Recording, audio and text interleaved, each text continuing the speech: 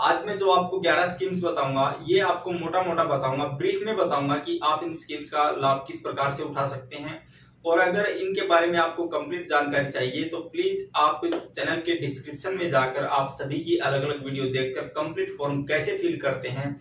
वो जानकारी आप यहां से प्राप्त करके उस फॉर्म को अप्लाई करके स्कीम्स का लाभ ले सकते हैं। तो देखिए दोस्तों, सबसे पहले मैं आपको बता देता हूं कि हरियाणा सरकार में जो मुख्यमंत्री विवाह सपुन योजना है, जो जब बिटिया की शादी होती है वो किसी भी जाति से आती है, किसी भी धर्म से आती है, किसी भी समुदाय से आती है, अगर उनका राशन कार्ड बीपीएल बना हुआ है तो उनको कैटेगरी के अनुसार 31,000 रुपए, 41,000 रुपए, 51,000 रुपए और 71,000 रुपए तक की आर्थिक मदद की जाती है। अगर किसी भी बिटिया की शादी होती है, किसी भी जाति की हो, किसी भी धर्म की हो, किसी भी समुदाय की हो, वो हरियाणा की स्थायी निवासी है और उसके परिवार की सालाना इनकम अगर 1,80,000 रुपए से कम है तो शादी के बाद से, शादी की डेट से 6 महीने बाद तक आप इस स्कीम्स का लाभ लेकर स्कीम्स का बेनिफिट उठा सकते हैं और ये राशि प्राप्त कर सकते हैं। उसके बाद में आता है दोस्तों डॉक्टर अंबेडकर नवीनीकरण आवास योजना। अगर आप हरियाणा के स्थायी निवासी हैं तो आपको पता ही होगा कि हरियाणा में किसी का मकान अगर 10 वर्ष पुराना है, टूट फूट की हालात में है, गिरने की हालात में है, मरम्मत के योग्य है, तो वो व्यक्ति डॉक्टर अंबेडकर नवीनीकरण आवास योजना का फॉर्म सरल हरियाणा पोर्टल से अप्लाई करके मात्र 10 रुपए फीस के अंदर इस स्कीम्स का लाभ 80,000 रुपए प्राप्त कर सकता है। लेकिन इसकी जो कंडीशन है वो ये है कि सबसे पहले आपका बीपीएल राशन कार्ड हो और आपके पास उस प्लाट की रजिस्ट्री हो जहां पर आपने मकान की मरम्मत करवानी है, और जो आपका मकान है वो कम से कम 10 वर्ष पुराना हो और ऐसा हो कि वो टूट फूट के योग्य हो, तभी आप इस स्कीम्स का लाभ ले सकते हैं। डॉक्टर नवीनीकरण अंबेडकर जो आवास योजना है उसमें आपको 80,000 रुपए की आर्थिक सहायता की जाती है। ये फॉर्म जब आप अप्लाई करते हैं उसके बाद में जिला कल्याण कार्यालय से आपके घर पे तहसील कल्याण अधिकारी चेक करने को आता है। अगर आपका मकान टूट फूट के योग्य है, टूट फूट की हालात में पाया जाता है, तो आपके अकाउंट में जल्द से जल्द महीना या 2 महीना के अंदर आपके अकाउंट में 80,000 रुपए की आर्थिक सहायता डाल दी जाती है। उसके बाद 3 नंबर पे दोस्तों जो राष्ट्रीय परिवार लाभ योजना है, देखिए भगवान न करे कि आपको इस स्कीम का लाभ लेना पड़े, लेकिन अगर किसी गरीब व्यक्ति के परिवार में किसी परिवार के मुखिया की मृत्यु हो जाती है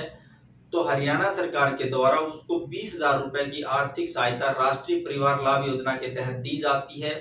ये सहायता परिवार के मुखिया की मृत्यु के 1 साल बाद तक इस फॉर्म को अप्लाई करके आप जिला समाज कल्याण ऑफिस से इसकी 20,000 रुपए की आर्थिक सहायता पा सकते हैं। आप इसे गांव में देखिए कुछ इसे लकड़ियों के पैसे कहते हैं, लेकिन इसका एक्चुअल नाम है राष्ट्रीय परिवार लाभ योजना। इस स्कीम का लाभ वही व्यक्ति ले सकता है कि जो किसी भी परिवार के मुखिया की अगर मृत्यु हो जाती है और उसकी उम्र 18 वर्ष से 59 वर्ष के बीच है, तो हरियाणा सरकार से उसका परिवार 20,000 रुपए, जिसे आप लकड़ियों के पैसे कहते हैं, वो आर्थिक सहायता ले सकते हैं। दोस्तों उसके बाद आता है स्वच्छ भारत मिशन। देखिए स्वच्छ भारत अभियान, स्वच्छ भारत मिशन के तहत हरियाणा में अगर आपको अपने घर पर शौचालय बनाना है तो इसका फॉर्म अप्लाई करके आप 12,000 रुपए की राशि जल्द से जल्द प्राप्त कर सकते हैं। आप इस फॉर्म को अप्लाई ऑनलाइन भी अप्लाई कर सकते हैं या फिर आप अपने ब्लॉक में जाएंगे, वहां पर ऑफलाइन फॉर्म लेकर और इसके साथ में आपके जो राशन कार्ड, आधार कार्ड, बैंक की कॉपी वगैरह जो डॉक्यूमेंट्स है वो लेकर जमा करवा देते हैं। तो उसके बाद में ब्लॉक जब आप फॉर्म जमा करवा देते हैं तो विभाग द्वारा आपके टॉयलेट के, आपके शौचालय की जांच करके आपके अकाउंट में 12,000 रुपए की राशि डाल दी जाती है।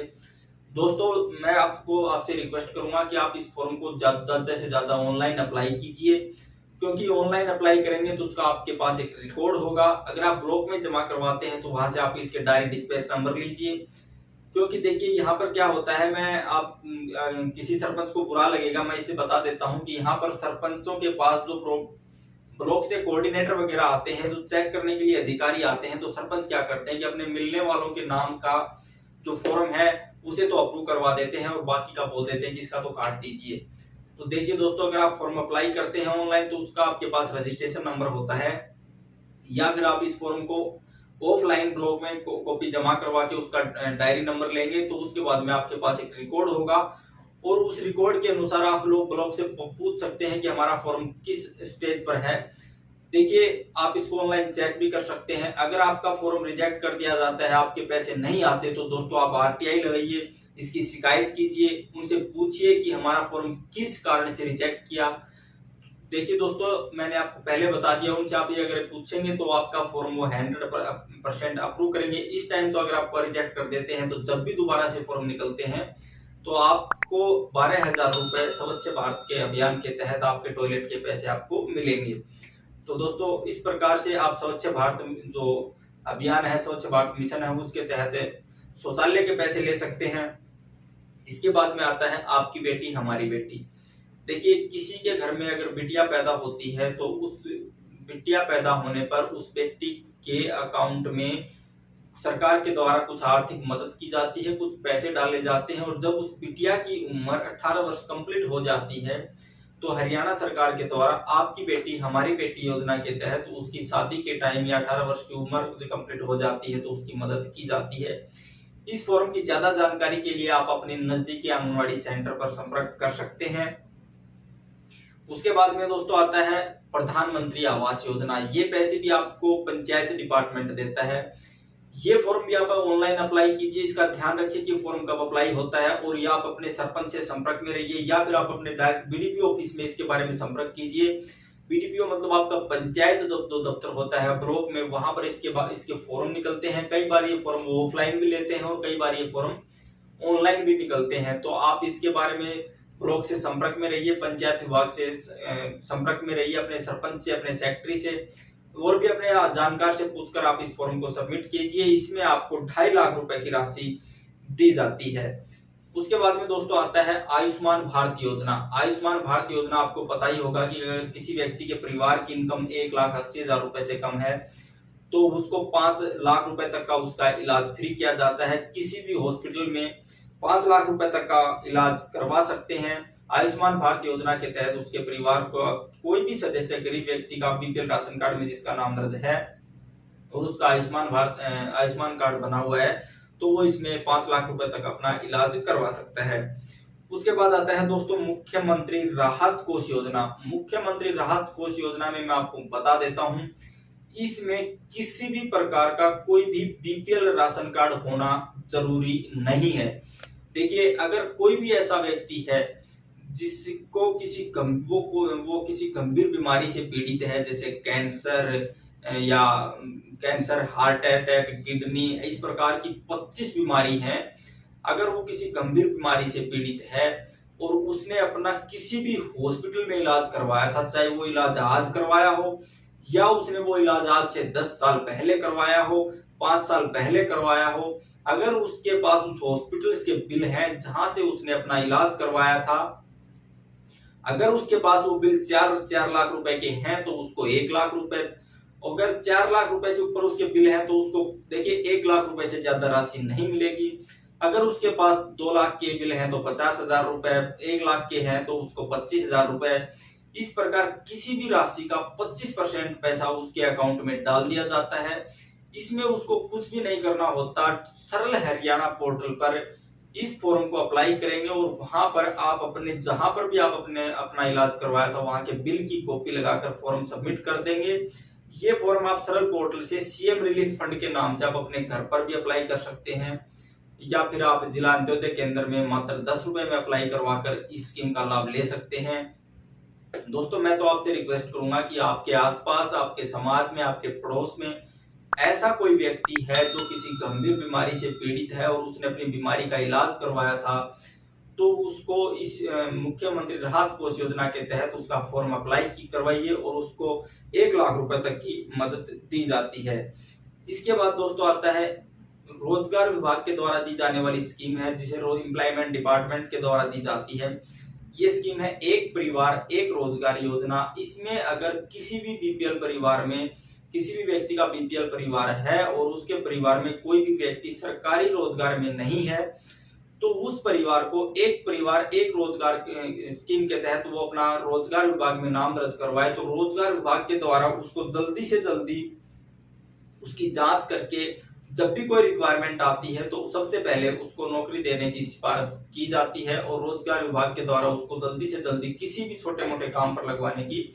कोशिश की जाती है। उसके बाद आता है दोस्तों मुख्यमंत्री परिवार समृद्धि योजना। देखिए, जब भी जैसे कोरोना काल में लोगों के अकाउंट में 3,000 रुपए, 4,000 रुपए, 5,000 रुपए की राशि डाली गई थी,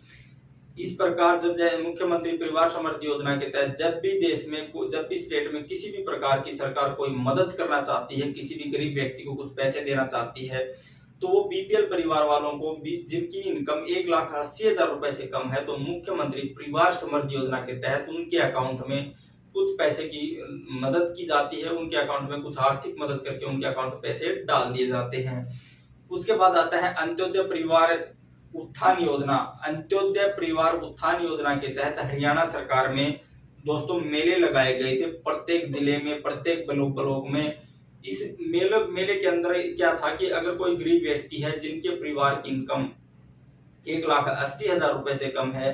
तो इन मेलों में क्या हुआ था कि उन जो भी गरीब व्यक्ति हैं, देखिए स्कीम का नाम है अंत्योदय परिवार उत्थान योजना, मतलब कि कोई भी गरीब परिवार है उसके परिवार का उत्थान करना है, उसको लोन देना है, उसको स्कीम, जैसे वो अपना खुद का कोई बिजनेस कर सके, कोई दुकान कर सके, कोई छोटी मोटी धंधा कर सके, अपना रेडी वगैरह कोई दुकान वगैरह, या कोई छोटा मोटा फ्रूट की रेडी लगाना, कोई छोटा मोटा बिजनेस करना, पशुपालन करना, पशु पालना, दूध बेचना, कोई भी ऐसा काम करे जिससे उसके परिवार का जीवन यापन हो सके, वो अपना खुद का बिजनेस कर सके, अपना खुद का रोजगार उत्पन्न कर सके।